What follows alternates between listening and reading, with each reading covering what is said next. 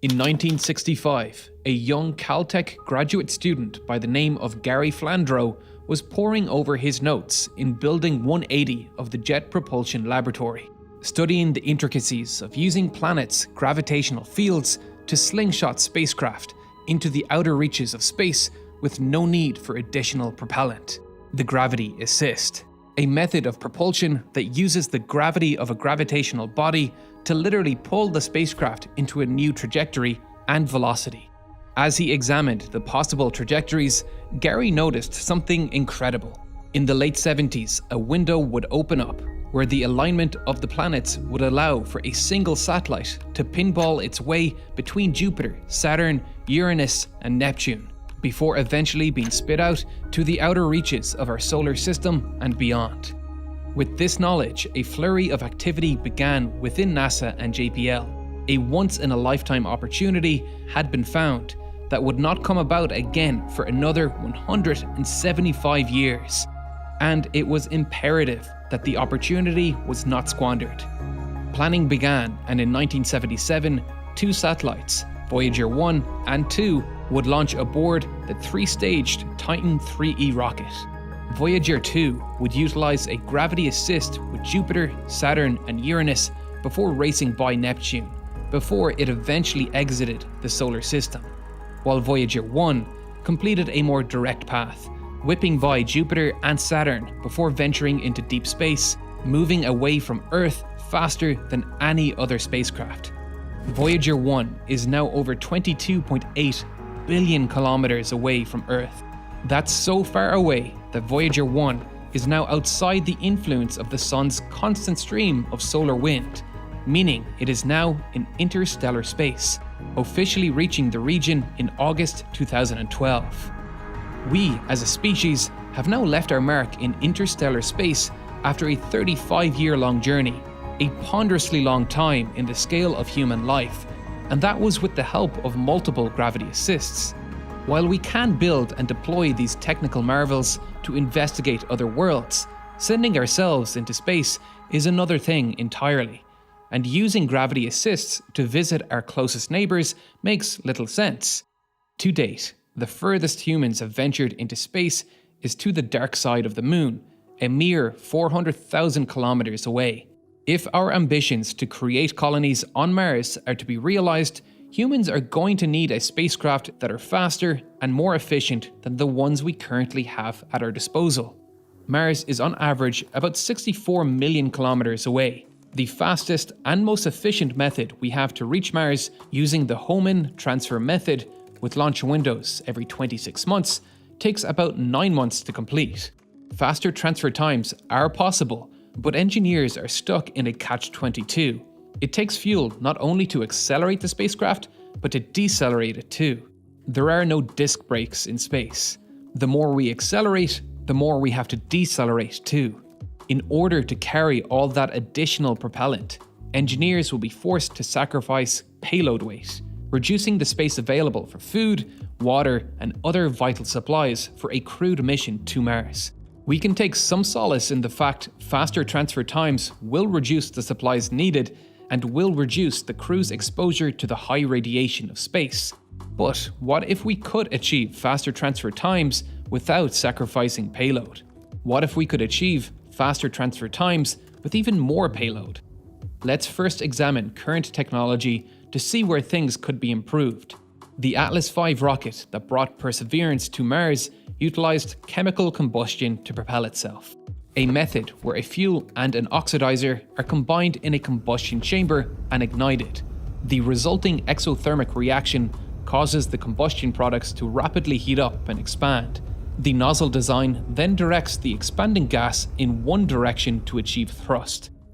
Getting the most out of our fuel and oxidizer is the first step to maximizing our thrust per unit weight of fuel. There is a useful quantity engineers use to describe this property of fuels and oxidizers, specific impulse. We described in detail what this value represents in our last video on the X-15, explaining how it represents the total energy we can extract from our propellants per unit weight. In that video, we used this equation where specific impulse is defined by thrust force divided by fuel flow rate. This is an extremely important metric for our Mars transfer vehicle. The higher we can push our specific impulse, the less fuel we need to bring, which frees up space for payload. Or we can bring the same amount of fuel and increase our velocity to reach Mars sooner, or even be able to leave outside that ideal Hohmann transfer window. So, how do we improve specific impulse? The technology with the best specific impulse currently is ion propulsion. Take the N-Star ion drive aboard the now retired Dawn spacecraft. This engine used electric power to propel ions and achieve astronomical specific impulses. The engine releases xenon atoms into an ionization chamber and then bombards them with high-energy electrons. The collisions produce a positive xenon atom and more electrons. These electrons are then collected by a positively charged chamber wall, while the positive xenon atoms migrate towards the chamber exit, which contains two grids, a positive grid called the screen grid and a negative grid called the accelerator grid. The high electrical potential between these grids causes the positive ions to accelerate and shoot out of the engine at speeds of up to 40 kilometers per second, which is vastly higher than what chemical combustion can provide, which has a typical exhaust velocity of about 3 to 4 kilometers per second. This exhaust velocity is paramount to achieving higher specific impulses. If we play around with the specific impulse equation, we can see why. Specific impulse equals the thrust force divided by fuel flow rate. Thrust force is equal to the mass flow rate times the velocity, while the fuel flow rate is the weight of the fuel on Earth, and thus this value changes to mass flow rate times acceleration due to gravity. And, as we see, the mass flow rates cancel themselves out, leaving us with only exhaust velocity divided by gravity. So, it's rather obvious. To maximize specific impulse, we need to maximize exhaust velocity, and ion propulsion is the best technology we have to do that right now. With 10 times the exhaust velocity, the ion drive can achieve 10 times the specific impulse. That's a phenomenal increase. So why aren't we using this technology for interplanetary missions? Mass flow rate may not be important to specific impulse, but it is massively important to thrust. As we saw just now, thrust force is equal to mass flow rate times the velocity. Chemical combustion happens extremely quickly. It is, after all, a controlled explosion, and so it is capable of accelerating millions upon millions of molecules out in a very short space of time, leading to a high mass flow rate. High thrust is very important for particular maneuvers, like capture burns, where a rocket will fire to slow its speed down enough to be captured by a planet's gravity. The window for this deceleration may only be a few hours, where ion propulsion simply cannot provide enough thrust in a short enough time to successfully complete the maneuver. Ion propulsion simply does not have the mass flow rate necessary to achieve high thrust. It took the Dawn spacecraft 4 days to change its velocity by just 94 kilometers per hour. To increase our ability to change velocity quickly, we need to increase the mass flow rate.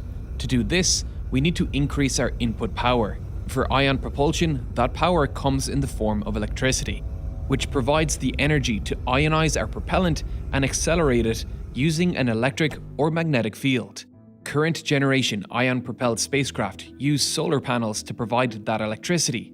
The Dawn spacecraft has panels capable of producing 10 kilowatts of power when orbiting Earth, which diminished to 1.3 kilowatts by the time it reached its destination in the asteroid belt 3 times further away from the Sun. Scaling that solar power becomes impractical very quickly. NASA estimates that a Mars transport vehicle would need at least 400 to 2,000 kilowatts of power to carry astronauts and cargo to and from Mars. So, how do we power something like that? Nuclear power is the only thing that can give the power density needed to make this viable. This isn't a new concept. In 1961, the Atomic Energy Commission and NASA launched the Nuclear Engine for Rocket Vehicle Applications program, or NERVA for short. This program developed and ground-tested 20 reactors before it was disbanded in 1973 due to budget constraints, but was recently revitalized when the US Congress approved $125 million in research funding for nuclear propulsion. There are two primary types of nuclear space propulsion: nuclear electric, which would power an ion drive like we saw above, and nuclear thermal, which was the focus of the NERVA program. So let's start there. Nuclear thermal propulsion works by harnessing the heat created during nuclear fission to provide the energy needed to expand and accelerate a propellant through an exhaust nozzle. Here, the nuclear reactors work in much the same way as a nuclear reactor here on Earth would, where a chain reaction of neutrons colliding with uranium atoms splits them and creates more neutrons and a tremendous amount of heat. To capture this heat, a propellant, typically liquid hydrogen, is pumped through the reactor core, which will cool the reactor core and pass the heat to the liquid hydrogen, which rapidly expands and accelerates out of the thruster nozzle at high speeds, typically around 8 kilometers per second, twice as fast as chemical combustion, and thus about twice the specific impulse, at around 887 seconds. However, it's not all sunshine and rainbows. Using hydrogen as a propellant comes with some issues. It can attack the fuel rods if they are not adequately protected with a material that is resistant to hydrogen's destructive tendencies. Liquid hydrogen also has to be stored at extremely low cryogenic temperatures, and if it is allowed to rise in temperature, it needs to be vented to prevent an explosion. And on top of this, the tiny molecule is so small it can slip through seemingly solid materials, as it can fit between the spaces of larger molecules. This makes it unsuitable for long storage periods, and ideally, we want a Mars transfer vehicle that can sit in orbit around the Earth or Mars for extended periods, waiting for the crew to arrive and begin its journey between the planets. Then, when it arrives, the crew descends in a separate vehicle, leaving the transfer vehicle parked in orbit once again. Liquid hydrogen is just a pain to use in this application, so why use it? Because when it comes to maximizing exhaust velocities and thus specific impulse, low molecular weight exhaust products are important. Assume for a moment that all the heat energy we input into the system is converted to kinetic energy in the exhaust products. Kinetic energy equals a half times the mass times the velocity squared. To find the velocity, we can rearrange this equation. So now we see that velocity equals the square root of 2 times the energy divided by the mass. It's clear here that increasing the mass of the exhaust particles will decrease the velocity of our exhaust. Hydrogen is the lightest element and thus maximizes specific impulse. If we were to use another propellant, it would be extremely difficult to make a nuclear thermal propelled spacecraft with a high enough specific impulse to justify its use. The next lightest gas is helium, which is twice as heavy as hydrogen, and thus will reduce our specific impulse by the square root of 2, nearly negating all the advantage nuclear thermal propulsion can provide.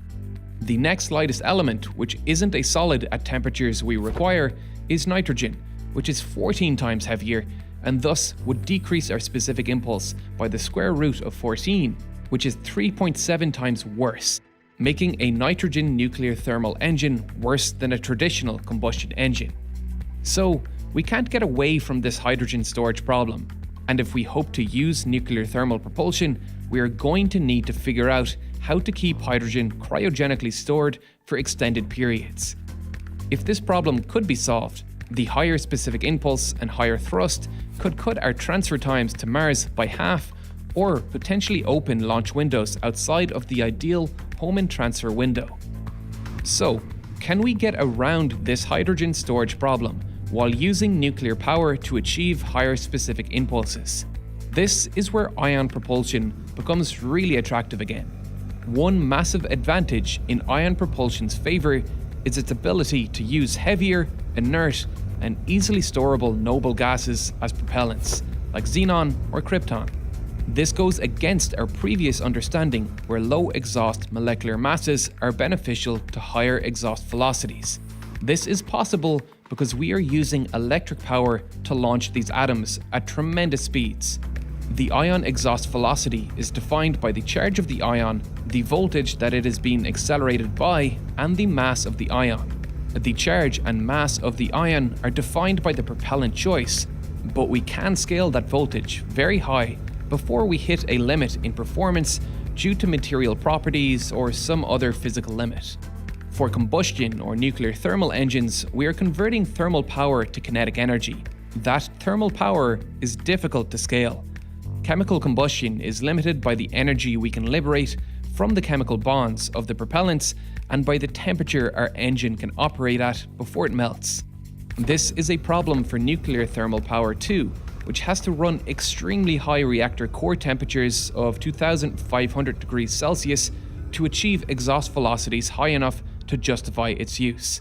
Specialized nuclear fuel designs are needed to survive these temperatures, and any higher would destroy the reactor.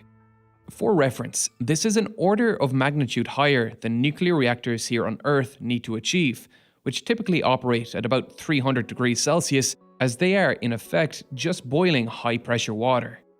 Ion thrusters do not come close to the operating temperatures that thermally driven engines do, and we can crank that voltage up high enough that the added mass of the ion barely matters. We are still achieving 10 times the specific impulse of traditional engines.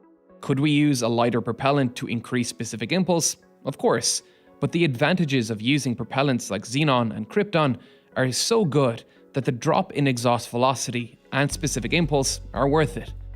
Being inert, they can easily be stored over the long thrust cycles ion propulsion needs, making them the ideal propellant for long-duration interplanetary missions.